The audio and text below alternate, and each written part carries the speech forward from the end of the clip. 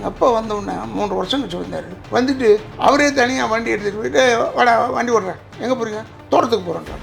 எம்ஜிஆர் தோட்டம் எதிர்க்க, அங்கே தான் சுற்றாயிடும். என்னடா இது ரொம்ப ரொம்ப பிடிச்சி அங்கே போகிறேன்.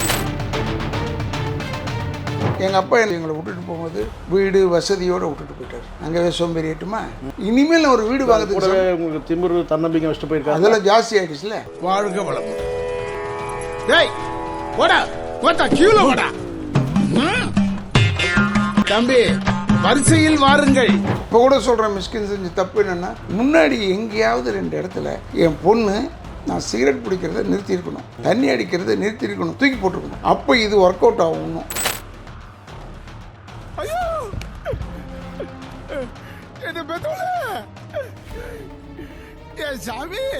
ஒரே ஒரு விஷயம் சொல்கிறேன், சர்க்காரில் யாருமே கேட்காத கேள்விங்க. அடேங்க நான் அசந்துட்டேன், நான் கற்றுக்கிட்டேன். ஆனால் ஒரு நிமிஷம், என்ன தம்பி சொல்லுங்கள், உங்கள் அப்பா ஷூட்டிங் கேஸ் நடந்தது இல்லைண்ணே 12ஆம் தேதி ஜனவரி 12. அந்த ஷூட்டிங் கேஸ் அப்போ அது தெரிஞ்சதுக்கப்புறம் எப்படின்னு இருந்தது வீடுன்னு கேட்டேன். ஃபீலிங் எப்படி எவங்க கேட்டான்? விஜய் அரசியலுக்கு வரார், அவர் வரலாமா வேணாமா? அவர் வரலாம், ஏன்னா அவர் பை கேரக்டர் நீங்கள் தான் பழிச்சுன்னு வரலாம்னு சொல்லியிருக்கீங்க. அவருடைய ஃபஸ்ட்டு படம் நாளைய தீர்ப்பு, அதில் நான் தான் அப்பா. நான் வந்து ஸ்ரீவித்யா அம்மா தான் எனக்கு ஒய்ஃப். யார்? விஜய் சாருடைய அம்மா, நான் அப்பா. இன்னொரு பொம்பளையோட படுத்திருக்கேன் ரூமில். அப்போ அவர் வந்து எங்கள் அம்மா உயிரோட போய் நீ இப்படி இன்னொரு பொம்பளை வச்சுருக்கேன்னு ஏதோ ஒரு கோபத்தில் என் சட்டையை பிடிக்கணுங்க, பிடிக்க மாட்டாங்க. இல்லைண்ணா இருக்கட்டும். யோ சரி, உனக்கு எப்படி உதாரணம் சொல்கிறது, இப்போ உங்கள் அப்பா இருக்கார்ல எஸ்ஐசியில், அவர் உங்கள் அம்மா விட்டுட்டு வேற ஒரு பொம்பளை இருந்தாருன்னா நீ என்ன செய்யும்? உடனே அவர் ஏன்டா உதாரணமும் நான் தான் கிடச்சிடேன் உனக்கு. என்னைக்கு வந்து செட்டில் ஃப்ளோரில் அந்த படிக்கட்டில் ஏறி அடிக்க மெமரி ஹாலில் எடுத்தோம், படிக்கட்டில் ஏறுவார், என் எதிர்க்க வந்து அடிப்பார், டேட்டை விட்டுறாதுன்னா விட்டுருவார், விட்டுட்டுங்கன்னு சொல்லுவார். அந்த சீன் எடுத்துகிட்டு இருக்கும்போது தரையில் படுத்தாருங்க மத்தியானம். அப்போ நான் நினச்சிட்டேன்,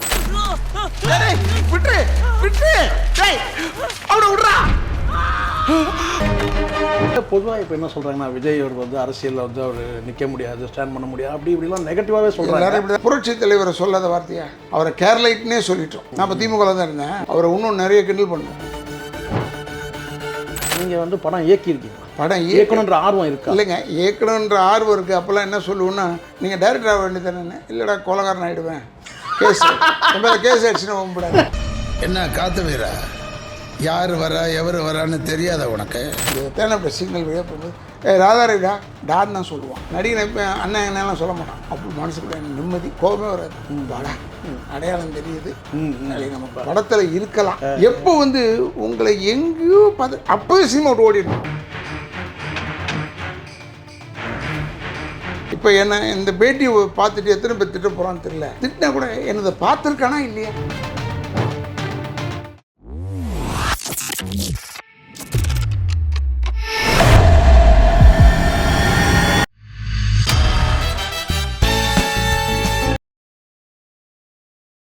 மேட் ஃபார் தட். இப்போ நாசர் வந்து பண்ணார்னா டிஃப்ரெண்ட்டாக இருக்கும். ஆனால் நான் பண்ணது ஏன் டிஃப்ரெண்ட்னா, அதில் அட வைக்கிறது மட்டும் இல்லை, அந்த இன்சிடென்ட் அப்படி கொண்டாந்து கொண்டாந்துட்டாரு. அதில் அதான் இயக்குனருக்கும் அதில் நீங்கள் நடித்த உங்களுக்கும் ஒரு நல்ல அண்டர்ஸ்டாண்டிங் இல்லை. ஏன்னா 3 ஷாட்டில் எடுக்க சொன்னேன், மிஷ்கின்கிட்ட சொன்னேன். சோஃபாலேருந்து வர்றது ஒரு ஷாட், அப்புறம் ரூமில் வச்சுக்க ரூமை கிராஸ் பண்ண ஒரு ஷாட், இன்னொரு ஷாட் வந்து எண்டு ஷாட். அந்த கன்னத்தை வருடும் போது நீங்கள் போகிறேன், அழுகுறேன், வந்தேன், எந்த பார்த்தா அந்த கை வந்து கன்னத்தை வந்து எக்ஸ்ட்ரானரி. அதை நான் சொன்னேன் 3 ஷாட்டுக்குள்ளே செய்யுங்க. ஏன்னா எனக்கு முட்டி வந்து அடிபட்டு அப்போ. ஆமாம், முட்டி போட்டு வர போகும் மூவ் பண்ண. ஆமாம், அதனால தாங்க ஆவேசம், ஒரு ஆர்வக்கோளர் அப்போ வரது தானே அது. ஆமாம், அப்போ ஸ்டார்ட் கேமரா ஆக்ஷன், சாமி வந்து அருள் வந்துடும், அப்புறம் ஏதோ உழுவுறது. ஓ, அப்போதுல தான் முட்டி. இத்தனைக்கே அவர் முன்னாடி சீன் எடுக்கலை. இப்போ கூட சொல்கிறேன், மிஷ்கின் செஞ்ச தப்பு என்னென்னா, முன்னாடி எங்கேயாவது 2 இடத்துல என் பொண்ணு நான் சிகரெட் பிடிக்கிறத நிறுத்தியிருக்கணும், தண்ணி அடிக்கிறத நிறுத்தியிருக்கணும், தூக்கி போட்டிருக்கணும். அப்போ இது ஒர்க் அவுட் ஆகும் இன்னும். ஏன்னா இதை நான் சிகரெட் போய் கொஞ்சம் தான் இருக்கும், சிகரெட் டப்பாவை போய் வைப்பேன், இது எடுத்துருச்சுன்னா என் பொண்ணு, அதுதான் கணக்கு. அது கரெக்ட் புரியுது. அப்போ வந்துச்சு பேய். அந்த பேய் வந்து சிகரெட் எடுத்துட்டு போகும். அதுக்கப்புறம் தான் நான் ஜம்ப் பண்ணி கீழே விழுவேன். அம்மா அம்மா அம்மான்னு நீ தான் என் பொண்ணுன்னு சொல்கிறதுக்கு. ஆமாம் முன்னாடி அந்த காட்சி வச்சிருக்கணும். கரெக்டாக வச்சிருந்தா ஆமாம் எங்கேயோ போய் ரீச் ஆகிட்டு இருக்கோம். ரீச் ஆகிருக்கு. ஆமாம் ரொம்ப பேருக்கு ரீச் ஆகல. நடிப்பை மட்டும் பார்த்து கை தட்டினாங்க. நல்லா நடிச்சிருக்காங்க. நீங்கள் உங்களை தயாரிப்பாளராக தெரியும். இப்போ நீங்கள் இப்போ சொன்னதுனால சார் நீங்கள் வந்து படம் இயக்கியிருக்கீங்களா? படம் இயக்கணுன்ற ஆர்வம் இருக்கா? இல்லைங்க, இயக்கணுன்ற ஆர்வம் இருக்குது. அப்போல்லாம் என்ன சொல்லுவோன்னா, ஏங்க நீங்கள் தயாரிப்பாளர் தெரியும் எனக்கு, நீங்கள் டைரக்டர் ஆக வேண்டியது தானே. இல்லைடா கோலகாரன் ஆகிடுவேன், கேஸ் கேஸ் ஆகிடுச்சுன்னா போகக்கூடாது. ஏன்னா வென் யூ டோன்ட் ஆக்ட், அந்த நம்ம என்ன எதிர்பார்க்குறோமோ அதை செய்யணுங்க. அப்போ தாங்க நான் பெரிய நடிகன் பேர் வாங்கிட்டேன். இப்போ சிவாஜி இப்போல்லாம் வந்து என்ன மூடில் இருந்தாலும் சரி, நான் அவங்களெல்லாம் பார்த்துருக்கேன். சிவாஜி ஆகட்டும், எம்ஜிஆர் ஆகட்டும், எல்லோரும். அவர் எம்ஜிஆர் வந்து தோளில் கை போடுறது, பேசுறது கீசுறதெல்லாம் வித் பிஃபோர் மேக்கப். மேக்கப் போட்டாச்சுன்னா he becomes an artist, actor ஆகிடுவார். சிவாஜி இப்போல்லாம் இது விஸ்வநாத நாயக்கடுன்னு ஒரு தெலுங்கு படம், ஒரு இன்சிடென்ட் சொல்கிறேன். அந்த தெலுங்கு படத்துக்கு நாகேஸ்வரராவ் சார் ஸ்டுடியோவில், அந்த ஃப்ளோர் அவருது, இந்த ஃப்ளோர் நாங்கள். எனக்கு ராகவேந்திர ராவ் டைரக்ஷன், வெங்கடேஷுடைய ஃபஸ்ட்டு படம். அப்போ இப்படி இவர் கூப்பிட்டார் ராகவேந்திரராவ். எனக்கு ரொம்ப பிடிக்கும் அவரை தான். அவரை கூப்பிட்டா தான் ரொம்ப நடிப்பேன். அடுத்தது விஜய் நிர்மலம்மா கூப்பிட்டு 2 படம் பண்ணேன். இவர் எழுந்திரிச்சு என்ன செஞ்சார்னா, அரார் ரேப்பு god of acting is coming, ஜெய வார்த்தை சொன்னார். காட் ஆஃப் ஆக்டிங்கா? ఎవరు సార్? శివాజీ గణేశన్ సార్ వస్తారు రేపు, ஹாலிடே ஃபார் யூ. எனக்கு லீவ் கொடுத்துட்டாரு, ஷூட்டிங் இல்லை, பக்கத்து ஃப்ளோரு. அங்கே போய் நின்று போய் பார்க்கணுமே இவருன்னு. இவர் மேக்கப் போடும்போது உள்ளே போயிட்டேன். ரங்கசாமி இருந்தார். இந்த மியூசியை அப்போ தான் நான் கற்றுக்கிட்டேங்க ஒரு விஷயம்.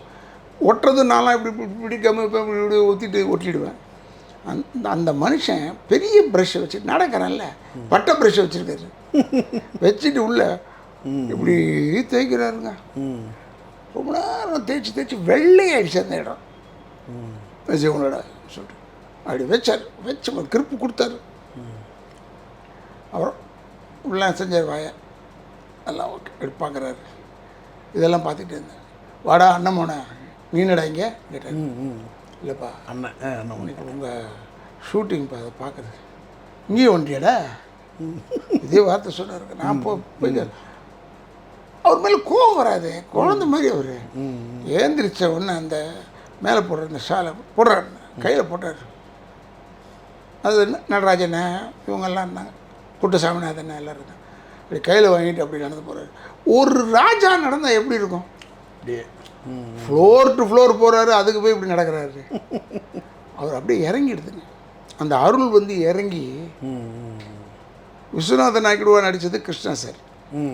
அவர் கொஞ்சம் லைட் ஆர்டிஸ்ட்டு. அப்போ இப்போ அவர் பையன் நடிக்கிறான் பாருங்க, எனக்கு ஆச்சரியமாக இருக்கும்.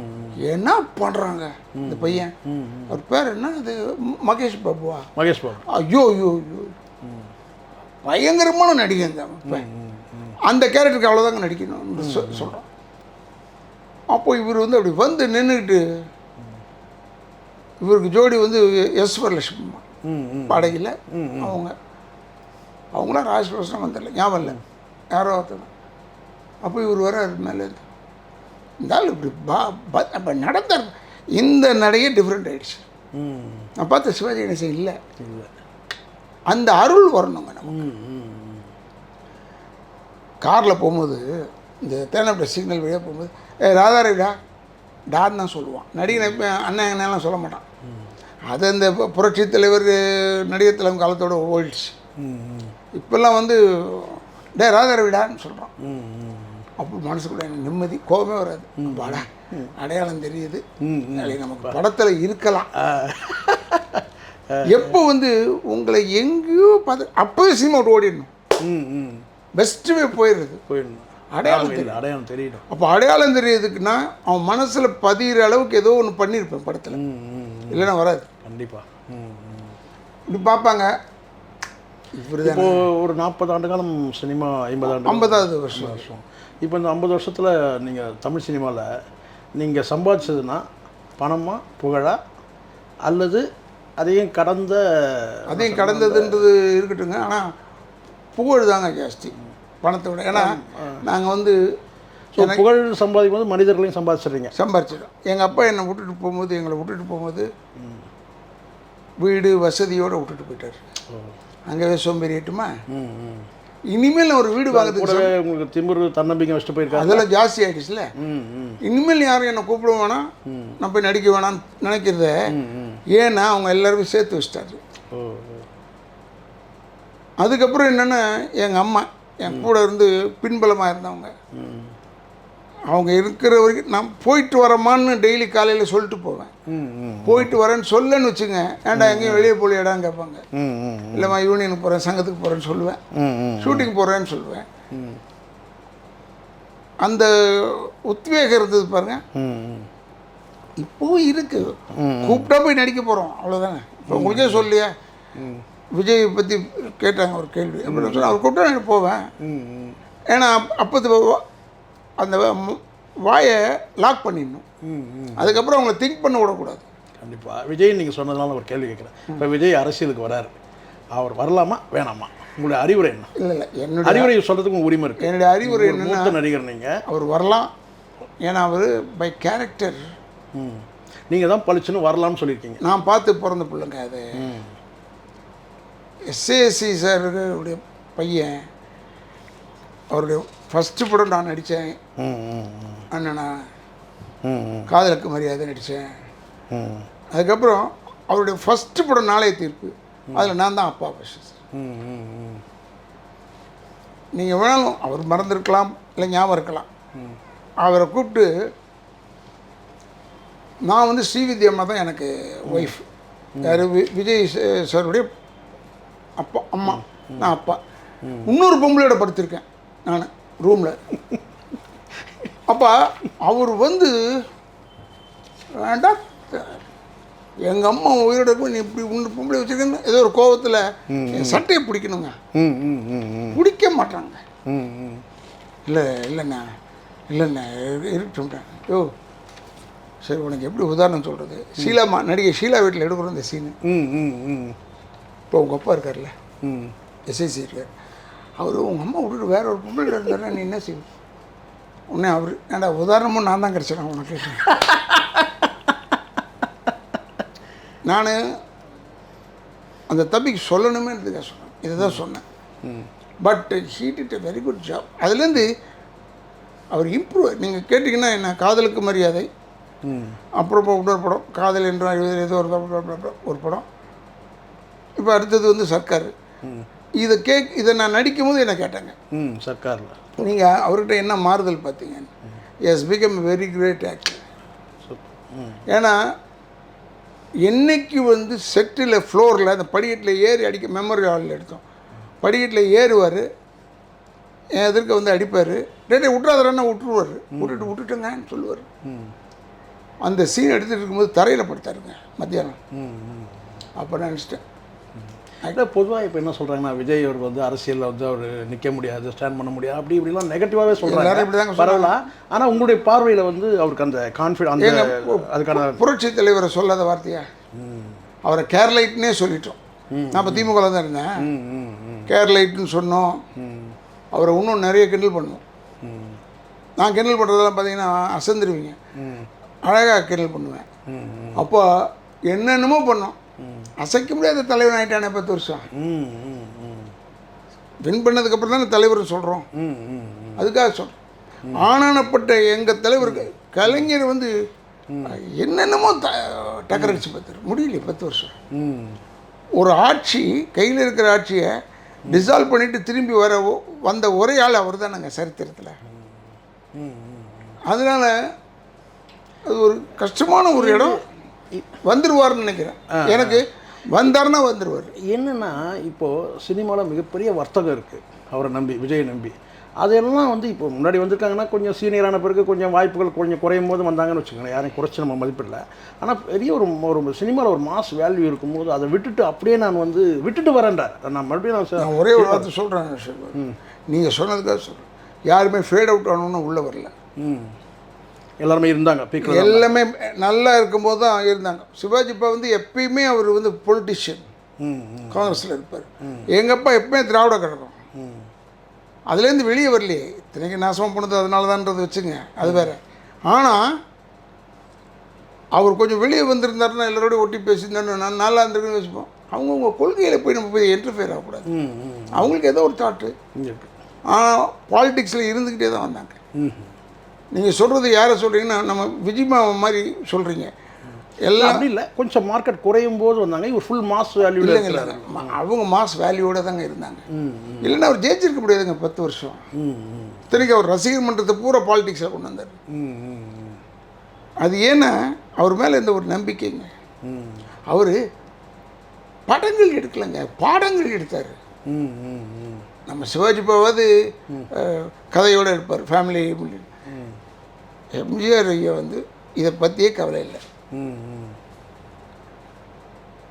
ஒரு கிழவிகளை கட்டிக்குவார், மழை பெய்யும் சந்திரபத்தில், ஏன் உள்ள புத்தனேசு காந்தி பிறந்தது, அதில் தான் பாட்டு கட்டி பிடிச்சி. இவர் கட்டி பிடிப்பாரு, ஜனங்களை ஏற்றுக்கிற அளவுக்கு கொண்டாட்டானா இல்லையா? அதில் தான் எம்ஜிஆர் கிரேட். அப்போ விஜய் அரசியலுக்கு வந்து இல்லைங்க, வரலாங்க. ஒன்றும் இது வந்து யாருமே வரணும், வெற்றிக்கான வாய்ப்பு இருக்குது, டெஃபினட்டாக வெற்றிக்கான வாய்ப்பு. பட் என்னென்னா எல்லாரும் நீங்கள் கள்ளம் கபடம் இல்லாத ஒரு மனிதன், எல்லாரும் ஒன்று சொல்கிறீங்க, ஒரு யதார்த்தவாதி, ஒரு மானிட்டரி பேசிஸில் சொல்கிறீங்க. நிறைய சம்பாதிப்பார், அப்புறம் அதை விட்டுட்டாருன்னா ஒம்புங்க. He is confident about everything. அவர் என்ன மூவ் பண்ணாலும் என்கிட்ட போய் விமர்சனம் கேட்டிங்கன்னா ஜென்ரல் ஆடியன்ஸை தான் சொல்ல முடியுமே ஒழிய பர்டிகுலராக I am very close to Vijay, I like him இப்படின்னு சொல்ல மாட்டேன். ஏன்னா அவருக்கு கெப்பாசிட்டி இருக்குன்னு அவருக்கே தெரியும். இந்த பாஞ்சா அடிப்பாங்களே, இந்த கை வச்சு போயிடுங்க, அப்போ அவங்களுக்கே தெரியும் அவங்க பலம் எவ்வளோன்னு. அதான் நீங்கள் சொன்ன அந்த திமிர்ன்ற அந்த தன்னம்பிக்கை விஜய்கிட்ட இருக்குங்க. அண்ட் விஜய் பற்றி எதுக்காக நான் ஒரே ஒரு விஷயம் சொல்கிறேன். சர்க்காரில் யாருமே கேட்காத கேள்விங்க. அடேங்கப்பா, நான் அசந்துட்டேன், நான் கற்றுக்கிட்டேன்.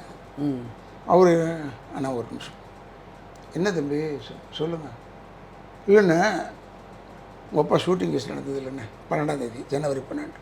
அந்த ஷூட்டிங் கேஸ் அப்போ அது தெரிஞ்சதுக்கப்புறம் எப்படிண்ணே இருந்தது வீடுன்னு கேட்டார். ஃபீலிங் எப்படி எவங்க கேட்டான்?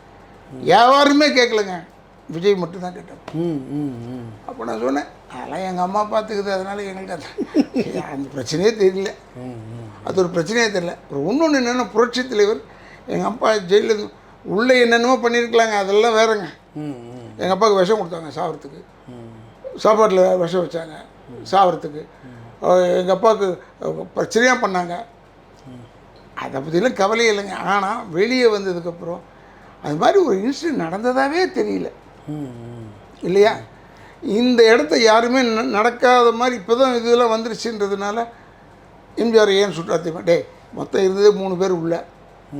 சுசீலாவாசன் ஒரு ப்ரொடியூசரு, எங்கள் அப்பாவுடைய ஃப்ரெண்டு, புரட்சி தலைவர் அப்பா, 3 பேர் தான் இருந்திருக்காங்க. 3 பேர் சொல்கிறத நம்ம எடுத்துக்க முடியுமே ஒழிய மெஜாரிட்டி டாக்ஸ் அவ்வளோதான். அது என்னமோ இவர் நம்ம இப்போ அறிவோடலாம் நம்ம நான் கூட ஒரு பேட்டி கொடுத்தேன், இப்படி வச்சு சுட்டா கன் பவுடர் ஸ்பாட்ஸ் இருக்கும், ஏன் இல்லைன்னு கேட்டேன். அப்போ டிட் நாட் பிகம் இது கமிட்டி சூசைட் கிடையாது. அப்போ சந்திரபாபுன்னு இருந்தார். சந்திரபாபுனை வந்து வீட்டுக்கு வந்தார் அன்னைக்கே. நான் 3 துப்பாக்கி பார்த்தேன் போலீஸ் ஸ்டேஷனில், எல்லாம் துணி வச்சு சுற்றி வச்சுருந்தாங்க. எப்படி 3 துப்பாக்கி சொல்கிறாரு? எல்லோரும் எங்கள் அம்மாட்டில் சொன்னார். ஏன்னா சந்திரபாபுனை வந்து எங்கள் அண்ணனுக்கு ரொம்ப க்ளோஸு. அவர் படத்தில் கூட தட்டுங்கள் திறக்க படத்தில் எங்கள் அப்பா பார்த்தீங்கன்னா 2 சீன் தான் ஆக்ட் பண்ணியிருப்பார். முதல் சீனில் வருவார் குழந்தைங்களோட, அப்புறம் அதே மாதிரி கடைசியில் வருவார். இதெல்லாம் அவருக்காக செய்கிறது. சந்திரபாபுனே is a great actor. But அவர் வந்து சொன்னார், எங்கள் மைண்டில் இதெல்லாம் ஏறலைங்க. ஏன்னா வந்தவுடனே எங்கள் அப்பா வந்தவுடனே 3 வருஷம் கழிச்சு வந்தார். வந்துட்டு அவரே தனியாக வண்டி எடுத்துகிட்டு போயிட்டு வாடா வண்டி ஓடுறேன், எங்கே போகிறீங்க? தோட்டத்துக்கு போகிறேன்றார். எம்ஜிஆர் தோட்டம் எதிர்க்க, அங்கே தான் சுற்றிடும். என்னடா இது ரொம்ப ரொம்ப விஷயம், அங்கே போகிற. இப்போ இது ஒரு ஹோட்டல் ஃபெதர்ஸ்னு ஒரு ஹோட்டல் திறந்துருக்காங்க, அந்த இடம் 5 ஏக்கர் எங்களுக்கு தான். ஏன்னா அவர் இங்கேயே போக சொல்கிறாரு. அந்த துணிச்சல் எல்லாருக்கும் வருமா? வராது, எனக்கு வராதுங்க. நான் இப்போ எங்கள் திருச்சி வீடு விற்றுட்டோம். 3.5 ஏக்கர் திருச்சி வீடு, அதை நாங்கள் விற்றுட்டோம். இன்றைக்கி சரி, அந்த ரோட்டில் நான் போகிறதே இல்லை, பைபாஸ்லேயே போயிட்டு அப்படியே வெளியே எனக்கு அந்த ஃபீலிங்ஸ் இருக்குது. கேளம்பாக்கம்னு ஒரு ஊர் இருக்குல்ல, அங்கே உள்ளே போனோன்னு 4.5 ஏக்கர் இருந்தது. இந்த வீடை மூட்டுறதுக்காக தான் விற்றோம். இந்த வீடு வந்து ஏலத்துக்கு அப்போ விற்றோம். எங்கள் அம்மாட்ட கேட்டேன், என்னம்மா அதான் உனக்கு வேணும்னா விற்றுக்கலான்னு. எங்கள் அக்கா தங்கச்சி 3 பேர். நீங்கள் அப்போலாம் ஜாயின்ட் ஃபேமிலி, அப்பா நீங்கள்லாம் எல்லாருமே நாங்கள் ஜாயின்ட் ஃபேமிலிங்க. இப்போ பொதுவாக இப்போ உங்களுக்கு அந்த பார்வை எப்படி சார்? இப்போ இந்த தனி குடித்தனம் வந்து கூட்டு குடும்பம்னு சொன்னாங்கல்ல, எது பெஸ்ட்டு நீங்கள் நினைக்கிறீங்க எந்த காலத்துக்குமே? அதாவது கூட்டு குடும்பமாக இருக்கும்போது எந்த காலத்துக்கும் சொல்கிறேன், இல்லை என்னுடைய அறிவு கேட்டதை சொல்கிறேன். கூட்டு குடும்பமாக இருக்கும்போது 2 அண்ணாங்க இருக்காங்கன்னு வச்சுக்கோங்க, 2 பேரும் கல்யாணம் ஆச்சுன்னா ஒரு ஃபேமிலி வெளியே போய் இருக்கிறது நல்லது. கூட்டு குடும்பத்தில் இது இல்லைன்னா இது போட்டு கொடுக்கும், அப்படி அது இல்லைன்னா அவங்க மாமியார் அவங்க அம்மா வந்து போட்டு கொடுக்கும். இந்த தொல்லை உள்ளுக்குள்ளேயே ஒரு கலகம். ஆனால் கூட்டு குடும்பமாக இருக்கிறது ஒரு அழகுங்க. பிஸியஸ்ட் ஹவுஸாக இருந்தது எங்கள் வீடு. இப்போ எல்லாருக்குமே ஒரு சேஃப்டின்றீங்க கூட்டு குடும்பமாக இருந்தால். சேஃப்டியாக இருக்கும், எல்லாருக்கும் சேஃப்டி ஹெல்த்து எல்லாமே. இன்னொன்று, உறவுகள் மீறி எதுவுமே கிடையாதுங்க. உறவுகள் தாங்க. இப்போ என்ன இந்த பேட்டியை பார்த்துட்டு எத்தனை பேர் திட்ட போகிறான்னு தெரியல. திட்டினா கூட என்னதை பார்த்துருக்கானா இல்லையா? சரி. ஸோ இப்போ ராதா ரவினா பார்க்கணுன்னு உனக்கு என்ன? நீங்கள் எதுவும் நெகட்டிவாக இதில் எதுவுமே சொல்லலை. நெகட்டிவாக சொன்னால் கூட ஒன்று. ஆமாம், நீங்கள் நெகட்டிவாக பேசுகிறாள் தான் நீங்கள் எதுவுமே நான்லாம் நெகட்டிவாக தாங்க. ஏன்னா உண்மையை சொல்லும்போது உறக்க சொல்ல. ஆமாம், இல்லை யதார்த்தம், அது நெகட்டிவ்னு சொல்ல முடியாது, பாசிட்டிவ் யதார்த்தமாக சொல்லக்கூடியது. Correct, correct. ஆமாம். அதனால் திட்டம்னா நம்ம இப்படி தான் பாசிட்டிவாக எடுத்துக்கணும். பரவாயில்ல.